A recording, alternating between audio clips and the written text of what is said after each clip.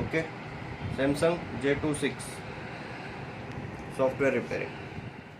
Phone यहाँ पे आप स्कैन करके USB आपका कनेक्शन कर दो, मॉडल नंबर सिलेक्ट करो, फ़ोन डाउनलोड मोड पे रख के FRP सिलेक्ट कर दो और फ़ोन आपका कनेक्टिंग हो गया है।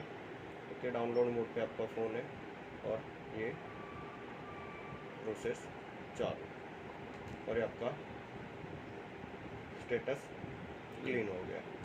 ओके, डन, ये आपका फ़ोन रीसेट हो गया। चलो कर दो।